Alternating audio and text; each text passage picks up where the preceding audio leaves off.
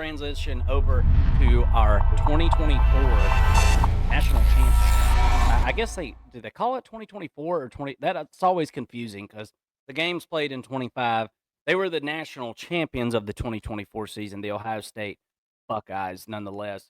Uh, where do you go from here, right? That's kind of, I think, where a lot of people's heads are at with Ohio State, as a lot of these pieces that won this national championship are gone. They have hit the road. So let's kind of dive into it. Jim Knowles, Chip Kelly, and Will Howard, all three of those guys, and I would consider all three of them to have a large percentage of the credit, right, for winning a national championship. Obviously, football is a team sport, but I mean, those guys were very, very important to the success of the Buckeyes in this past season. They're all gone. They're all gone. Jim Knowles, surprisingly, moves on to Penn State, takes a lateral move. And from what I understand, I guess he has some connections with Penn State. I don't, you know, but the point is, that was a big loss for Ohio State. And to lose somebody like Jim Knowles to a lateral move like that, I mean, that's kind of a shot in the leg, man. That really, really, that hurts. And you and I have been huge advocates of Jim Knowles over the last few seasons, or the last 3 seasons particularly, where I mean he transformed that defense. We were 3 years ago talking about Ohio State, how they're soft as Charmin. It's a finesse football team that's got really good skill position players, but not very tough, right? And Jim Knowles, in my opinion, completely revamped that whole thought process and preconceived notion of the Ohio State Buckeyes. And they were a tough-nosed football team. You cannot find a game this past season that the defense didn't play well. You can't find one. I mean, they were very consistent, and what I would definitely unarguably top 3 in the country defensively. So this is a huge loss. This is a huge loss. And how I know it's a huge loss is I'm sitting here looking at the candidates, Mason, that they're wanting to use to, replace Jim Knowles. And there's no guy on this list that just really jumps out to me and says, Ohio State's got to go get that guy right now. And I'll read some of them out to you now. One of them is Bryant Haynes, who's the defensive coordinator over at Indiana.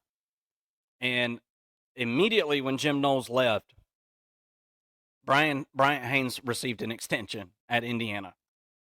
More money, extension, all that good stuff. It's almost like Indiana knew what was coming because they did. Right. So they extend him, and I'm not saying that Ohio State doesn't have the money or the draw to be able to draw somebody like Bryant Haynes. I don't know him very super well as far as like being, his coaching career and what his ties are, but he's got ties today somehow. And there's some type of yarn string from picture to picture on the map. You know what I'm saying? I don't know what their connection is, but they do have some type of connection. So I feel like that would be that's an up and coming guy, right? I feel like that's a decent replacement. But the rest of these guys, Joe Cullen, the D line coach with the Chiefs,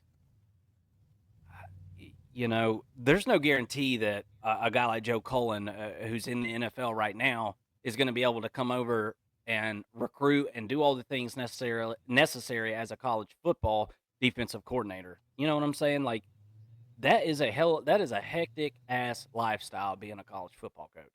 So I'm not sure these guys want it, but there's some options from within. The current safeties coach, Matt Guerrieri, the current secondary coach, Tim Walton.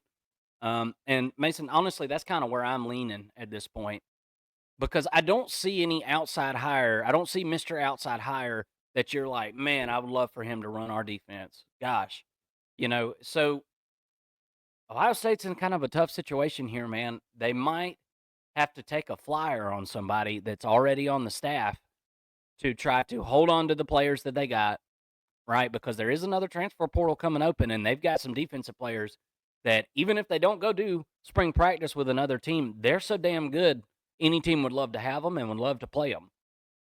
Mm-hmm. So I think there's still that risk, and you've got to figure out a way to mitigate that risk if you're the Ryan Day of trying to figure out how do you replace Jim Knowles without losing some of these players. Caleb Downs was very upset about Jim Knowles leaving. Went to social media immediately, and expressed his discernment for that.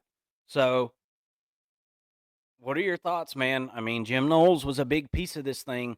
We watched Georgia. Georgia did this on the opposite end of this, Mason. We remember Todd Monken. Everybody remembers Todd Monken being the offensive coordinator at Georgia. He wins 2 back-to-back national championships, and then he's gone, right? And Yeah. Georgia really hasn't recovered since then, Mason. I mean, offensively, let's just be honest. Um, those guys are not a dime a dozen, man. They are hard to find. Jim Knowles was one of those guys on the defensive end. What are your thoughts? Where does Ohio State go from here? Well, the good thing is the important pieces of the football team are still intact, and that's the players, right? They still have players. They're still recruiting at a top 3 level year in and year out. Just finished, I think, with the number 1 class. Or no, that was Texas. But another top 5 class for Ohio State nonetheless. Yeah. They got Julian Sayin over to transfer from Alabama. He looks to be the starting quarterback. Got a 5-star quarterback in behind him. By the way, I think that what is it, Lincoln Kindholtz? I think he's a very promising player. He'll be in his 3rd year at quarterback for the program as well as a fine backup for Julian Sayin, more than likely. And then you look at the receivers that they have on offense, and I think and we didn't talk much about the Brian Hartline promotion to offensive coordinator, but when you have those sort of weapons We're on the about to get offensive there. side of the football, it makes it so much easier.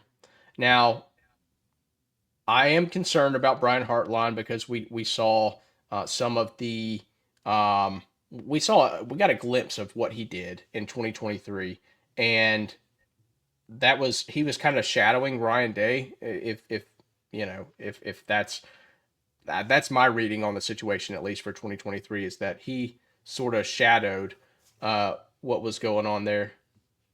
Sorry, Mark. There's a tapping or something going on. Is that coming on from your end? I don't think so. Okay, it just went away. Whatever it was.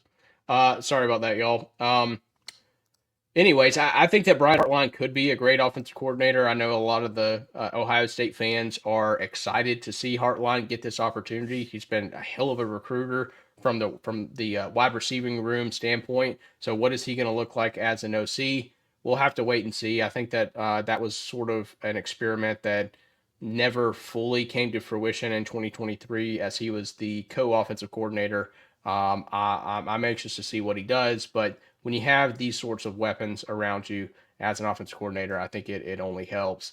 Um, it seems like I think the Buckeyes did find an offensive line coach, Coach Brown, if I'm not mistaken, comes in and he comes over from Virginia Tech.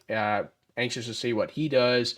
Gotta figure some stuff out on the offensive line once again. They've got 2 transfers coming in on the offensive line, both at offensive tackle, and Philip Daniels, who comes over from Rice.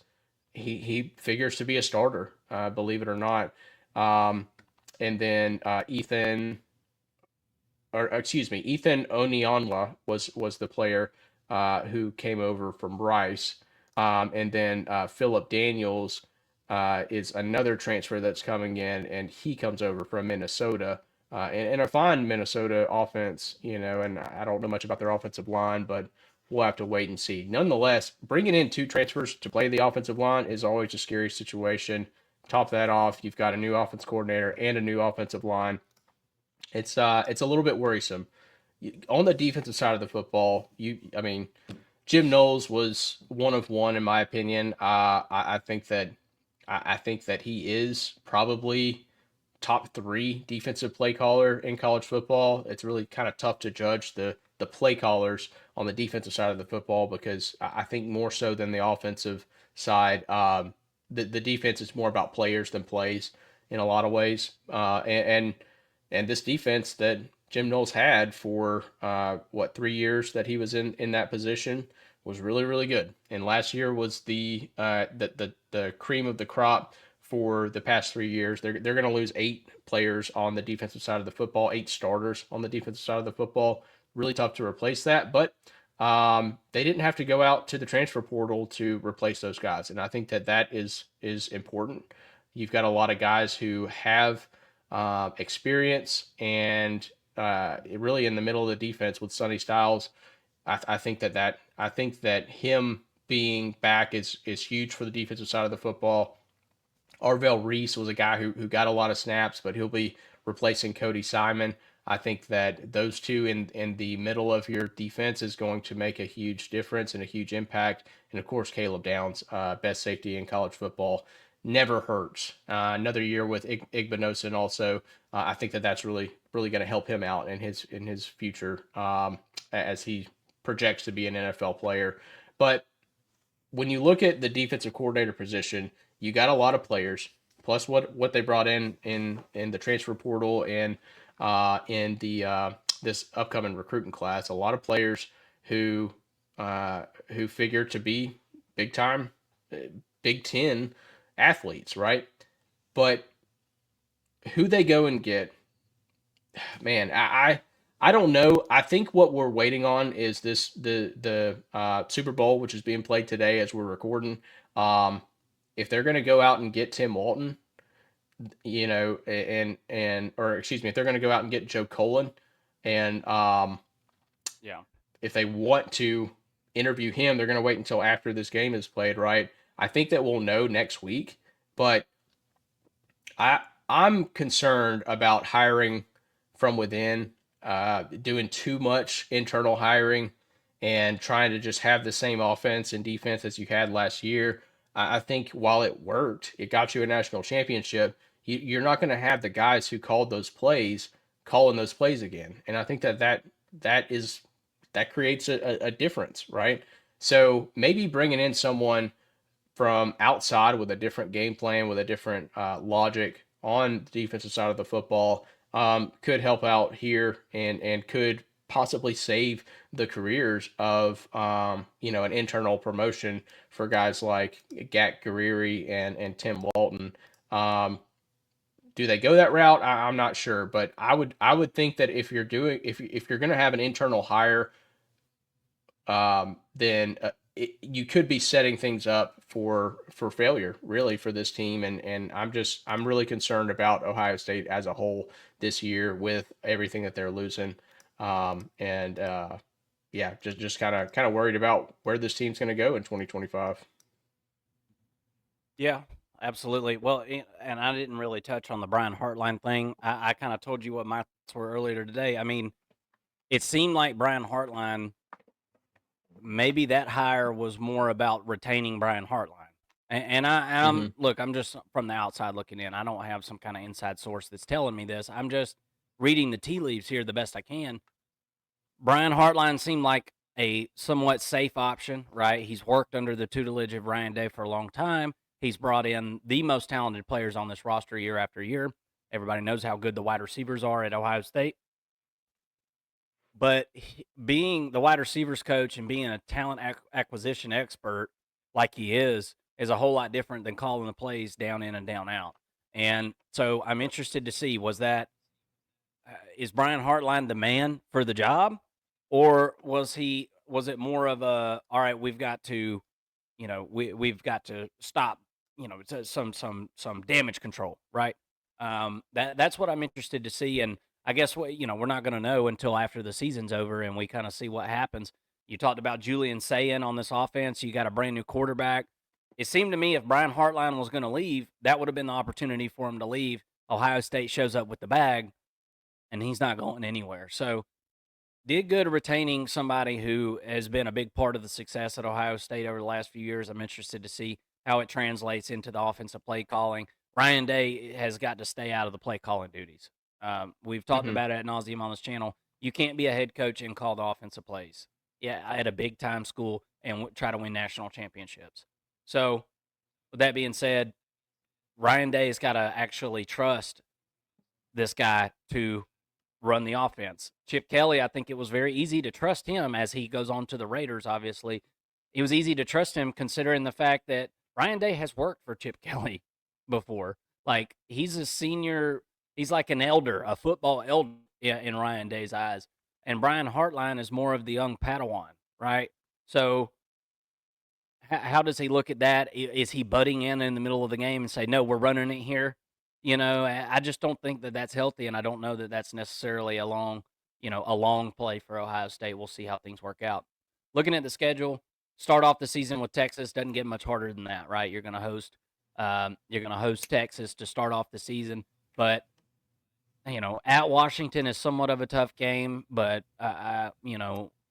we'll see. I mean, you go in September, the weather is typically pretty good at Washington in September. It's late in the season where you go there and you can run into some trouble with the cold and rain and things like that. But at Illinois, Illinois is kind of one of those teams that you have a pop year once every 3 years. That's kind of what you hope as the coach of Illinois. And I feel like that pop year was kind of last year. Wisconsin, very disappointing this past season. Penn State's obviously going to be a tough game, but it seems Ohio State has their number. This year may be a little bit different, but it's going to be Jim Knowles against this Ohio State offense. That's going to be super interesting and must watch TV there on November 1st. And you finish up the season, Purdue, UCLA, Rutgers, and then of course the big game, and it's going to be at Michigan this season. As an Ohio State, I watch a lot of Ohio State football, right? I mean, if you're a big college football fan, you probably do too. Um, there's a good chance here that Ohio State is able to go. I think 10-2. I think there's a pretty good opportunity for that in this season, and that's going to put you on the doorstep of the college football playoff. It's all going to depend on those two losses and who they're to, Mason, because this season has got this team has got a loss written all over them that they shouldn't lose, if that makes any sense. With all these new coaches and new players, Ohio State's going to lose a game they shouldn't lose this year. And that it happens to most good teams. The great ones are the ones that are able to endure and figure out a way to win those things in the fourth quarter. You're missing some of those big time playmakers and coaches. Those moments, those clutch moments, are going to be what's so important for Ohio State. And who do you lean on? Who's the go-to guy? And who are you trusting? That's all stuff that we're going to have to kind of figure out as the season goes on and as spring goes on. Anything else on Ohio State before we move on, Mason? Because I've actually we're going to go top 12 and then we're going to get out of here because I got stuff I got to go do. But Yep. anything else on Ohio State? No, I'm interested to see what these internal hires sort of look like. I wonder how much them winning the national championship kind of hurt them when it comes to the coaching sort of carousel. They're kind of like the last ones on, and there's nobody there. There are no other seats for them to find, and just makes it a little bit tough on these teams. And I mean, woe is me, right? You won a national championship. You can't complain too much about what's left out there for you to go grab and gobble up. But let's see what happens. You talk about an upset on the schedule, by the way. I'd be looking at Illinois as a team that could potentially upset Ohio State this year. We'll talk more about that as we inch our way towards the season. It'll be here before you know it. Absolutely, no doubt about it. Again, thank y'all for tuning in. Those of you who have been tuning in and kind of, coming in and out. I appreciate you guys. If you could hit the like button for us, get the good word out about the First and Long College Football Show. We're in it feels like the dog days of summer here in Georgia. Man, it's hot outside. But Not mad we're about it. getting closer and closer to the summer, which means, guys, we're getting closer and closer to the fall. Be the most educated guy at the water cooler at work. Come hang out with us here on First and Long College Football Show. We'll make sure that you are that. All right. Thank you so much for watching, college football fans. If you made it to the end of this video, you're a college football fanatic just like Mason and I. We hope that you'll consider hitting the subscribe button and coming and hanging out with us here on the First and Long College Football Show. This video was a clip from a live show, one of our many live shows. We do at least one every single week. Obviously, throughout the season, we do multiple. We want you to come be part of that. And it doesn't matter who you're a fan of. Come and join us. We have a great time in the chat. We got fans from all the way from Boise State to the Florida Gators to the Tennessee Volunteers, all the way out to the USC Trojans. We are your wall-to-wall Power 4 college football coverage go-to, and we have a lot of fun doing it. So thank you so much for watching. We hope to see you around the channel.